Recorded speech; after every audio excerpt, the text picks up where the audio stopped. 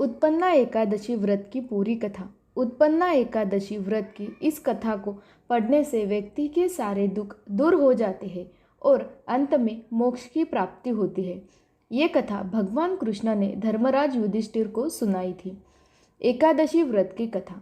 धार्मिक मान्यताओं के अनुसार भगवान कृष्ण ने धर्मराज युधिष्ठिर को एकादशी माता के जन्म की कथा सुनाई थी। इस कथा के अनुसार सतयुग में मूर नामक एक राक्षस था जो बेहद बलवान था। उस राक्षस ने इंद्र, आदित्य, वसु, वायु, अग्नि आदि सभी देवताओं को पराजित कर दिया था।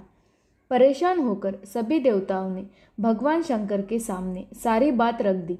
तब भगवान शिव ने कहा, हे देवताओं, तीनों लोगों के स्वामी, भक्तों के दुख का नाश करने वाले श्री हरि विष्णु के शरण में जाइए, वही आपके दुख दूर करेंगे। भगवान शिव के कहे अनुसार सभी देवता भगवान विष्णु के पास पहुँचे और उन्होंने अपना दुख बताते हुए कहा कि हे प्रभु, राक्षसों ने हमें पराजित करके हमारा स्वर्ग छीन लिया है।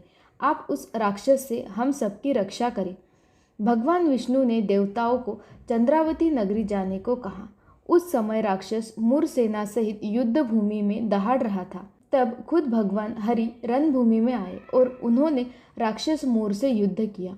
यह युद्ध पूरे 10,000 साल तक चलता रहा, लेकिन मूर नहीं मरा। फिर भगवान विष्णु बद्रिकाश्रम चले गए। वहाँ हेमवती नामक सुंदर गुफा थी। उसमें कुछ दिन आराम किया। यह गुफा 12 योजन लंबी थी और उसका एक ही दरवाज़ा था। भगवान विष्णु वहाँ आराम करते करते सो गए। मूर भी भगवान विष्णु के पीछे पीछे उस गुफा में आ गया और भगवान को सोया देखकर मारने की सोचने लगा। तभी भगवान के शरीर से उज्जवल कांतिमय रूप वाली एक देवी प्रकट हुई। देवी ने राक्षस मूर को ललकारा, युद्ध किया और उसे तत्काल मौत के घाट उतार दिया। भगवान विष्णु जब अपनी नींद से जागृत हुए तो सब बातों को जानकर उन्होंने उस देवी से कहा कि आपका जन्म एकादशी के दिन हुआ है, अतः आप उत्पन्ना एकादशी के नाम से पूजी जाएंगी। आपके भक्त वही होंगे जो मेरे भक्त हैं।